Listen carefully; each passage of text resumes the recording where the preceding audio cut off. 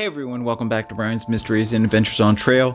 Today's case is absolutely bizarre and just a tragedy. We are going to be talking about the disappearance of Davohnte Morgan. He was 28 years old at the time. He was last seen on May 5th of 2020 in the Mt Shasta area of California. He is an African-American male. He was born on March 15th, 1992. He has black hair, brown eyes, roughly 5'11", weighs 165 pounds. He was last seen wearing a black knit turtleneck shirt, black sweatpants with a white line, a black hat, and red San Francisco 49ers slide type sandals with black soles, which apparently one of them was broken. Let's talk a little bit about Davohnte. He was highly musically inclined. Everybody loved him. He worked with his church choir. He was very friendly and outgoing, always had a positive attitude. Unfortunately, 3 years before, in 2017, he was just sitting on his porch and he was the victim of a drive-by shooting. It had nothing to do with him, just mistaken identity or whatever, but he was seriously injured and it did take a toll on him, as it would anybody. Davohnte is a very strong-willed person, so he tried to heal himself too quickly, which unfortunately hurt his efforts. Got a little bit depressed. Then he did meet a girlfriend just arbitrarily at a concert in Oakland. Her name, we don't know. We do know that she was 20 years older than him. She at one time worked as a life counselor. At first, the family thought this was good. She got him to go out and do more things, like travel more. She was very into things like zodiac and crystals and astrology, stars aligning and things like that, which they thought was a little odd, but at first it seemed to be a good relationship and they seemed to be doing well. Mr. Morgan was very much a family man. However, his girlfriend got him to travel to places like Las Vegas and other places, which the family thought was good at first. They planned this trip to Mt Shasta, possibly because the girlfriend was so into this spiritual stuff, and Mt Shasta is often believed to be spiritual and things can heal people and that kind of thing.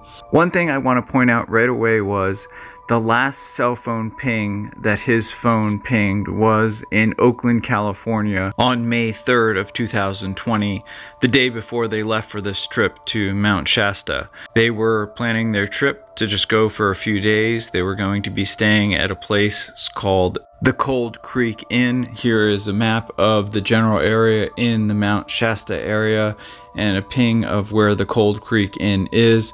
Here is a picture of the actual Cold Creek Inn that they stayed in. Everything seemed to be going okay. They were only planning to stay a day or two because Davohnte needed to get home to visit his cousin for his birthday. His brother called his girlfriend's phone because Davohnte's phone was apparently broken. When he did speak to the girlfriend, apparently everything seemed okay at this point. Then on the evening of May 5th, 2020, the girlfriend called Davohnte's brother and said, "We got into a fight." He walked off. Being Davohnte, she said he just needs to cool off, and that was it. Davohnte's brother noted that there was no sort of alarm in her voice, so he didn't really think anything of it at the time. Then on Thursday, May 7th of 2020, the girlfriend called Anthony, Davonte's brother, again. On this call, she told him that Davohnte had been missing since May 5th. The family now was very concerned. They insisted that she contact the police and make a missing persons report. On 9:15 a.m. May 7, 2020, Davonte's girlfriend made the official missing police report with the Shasta County Police Department. She told them that on the early mornings of May 5th, she had been awoken because Davohnte wanted to go out for a smoke break. She was upset that he had awoken her. They got into a fight. She also told the police that they had arrived in town on May 4th. They had rented a car and gotten a room at this motel. She also said that on the night of this smoke break, that when they got into this argument, they had gotten locked out of their room and needed to be let back into the room by one of the hotel managers. She told the police they continued to argue throughout the early mornings of May 5th and that eventually they just walked off in their own direction. She said they both left the hotel. She wanted to go off and watch the sunrise, and he wanted to go off and walk in his own direction. She further told the police that early on the morning of May 5th, she saw Davohnte walking on Mt Shasta Boulevard. He still appeared to look mad, so she said that she was just going to head back to the hotel. Here is a map to give you a general idea of where the hotel is and the area where she said that she saw Davohnte on the morning of May 5th. According to the authorities that took her statement, she said that this was common with their relationship. When they got into arguments, they would often just go their separate ways to cool off. However, the officer that took her statement said that she was acting very bizarre, incoherent. Her statements were nothing like that of those that would be upset or worried about someone that went missing. Furthermore, when Davohnte's family arrived, they reported the same thing, that she was rambling, incoherent, saying things like, when the stars align or the sun sees the moon, that Davohnte will show himself.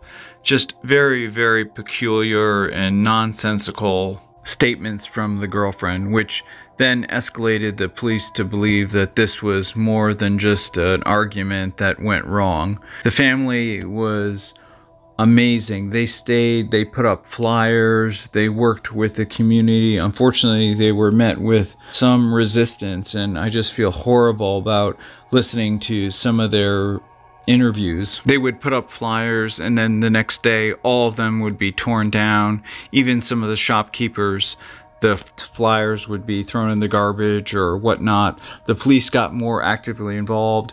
They learned from a witness that on the morning of May 5th, 2020, when the girlfriend said that they had just parted ways and not talked, this witness heard a terrible argument between the two, which completely contradicted what the girlfriend had told the police. The girlfriend continued to ramble on these bizarre stories, so at this point the family asked the girlfriend to return home. After she did, they really didn't hear anything else from her. The police at this point turned to CCTV footage. They were able to obtain 10 different angles and pictures of him.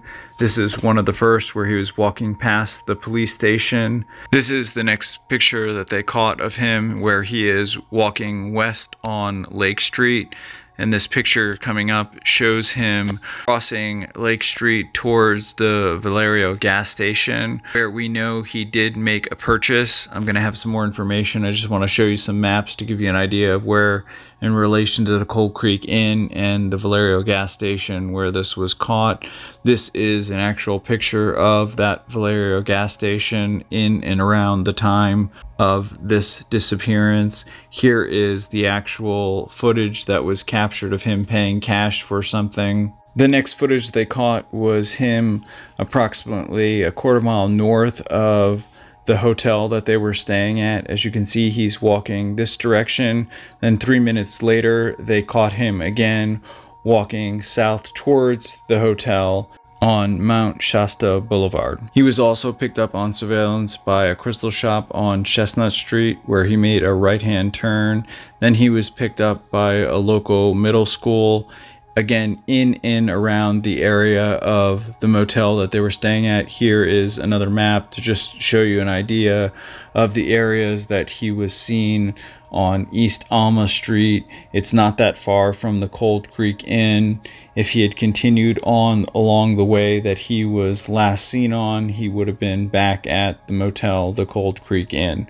Here is just a picture of that area in general. We do know that based on all these surveillance videos, it looked like he was sober, there was nothing wrong, he was doing okay. Then around 10:30 a.m., a local mail carrier ran into Davohnte. He spoke to him. He said that he seemed a little out of sorts and was looking for a hotel on Alma Street. The driver told him there were no hotels on Alma Street. There was an apartment complex. He pointed him in the right direction. For just a little bit while longer, he saw Davohnte again on Ski Bowl Drive, not anywhere near where he was supposed to be. At this point, the driver did not stop again. It was at this point that the Mt Shasta Police Department called in extra reinforcements. People from the Siskiyou County search and rescue teams. They all came out with search dogs, various other units. They conducted a aerial search. They began searching in and around the last point that Davohnte was last to be seen. They brought in dozens and dozens of people. They even contacted the Oregon Southern search and rescue teams. Unfortunately, through all these efforts, they were not able to find anything. And you have to remember, Siskiyou County is over 4 million acres. It's absolutely huge. So without any type of lead, people could be out there searching for years and not find anything. So unfortunately, the search had to be scaled down, and of course the family was upset by this. I understand all that. This is just unfortunately how these things go. The family wasn't willing to give up though. They kept out there.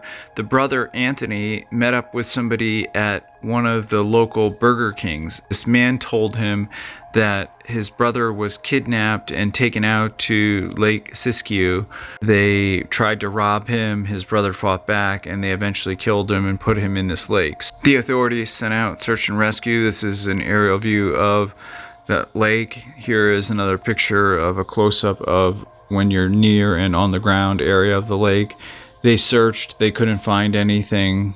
It just seemed to be another dead-end lead, because sadly often when there is a reward offered, many people try and take advantage of this, which is very sad. His family members were asked to give DNA just in case there were any other cases that maybe people found somebody that maybe would relate to his case. There was one that was found out in Oregon, but it ultimately ended up having nothing to do with the disappearance of Mr. Morgan.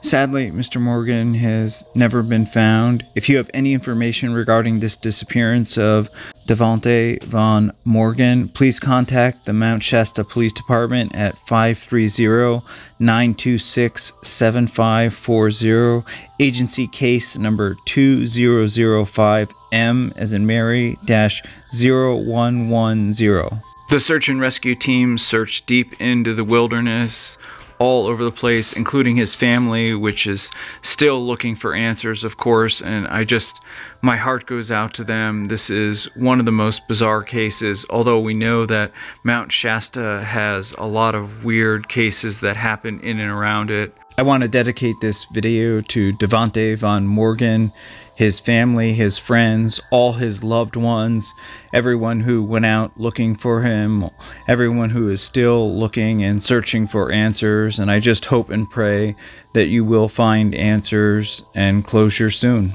Thank you all for watching. As always, I appreciate all your support, your feedback, your comments. Please, if you have any case suggestions, please leave me them in the comments or my email, which is always listed in the description. Special thank you to co.ag for providing the background music. Hopefully, I will see you all in the next one. Take care. Hey everyone, thanks for sticking with me to the end. I know this was a really rough case. I don't know what to think about it. I personally think that the girlfriend knows a lot more than what she's saying. I think that there was foul play involved. Definitely let me know what your thoughts are and your opinions on this case. If you have any case suggestions, my email, everything will be in the description. If you haven't subscribed, I ask you to please consider it. It's free. I'll always try and cover any case that you want me to. If you want to leave a donation, all my information is in the description. It all goes such a long way. I hope you're all doing wonderful, and thank you all for all your support. I will see you next time. Take care.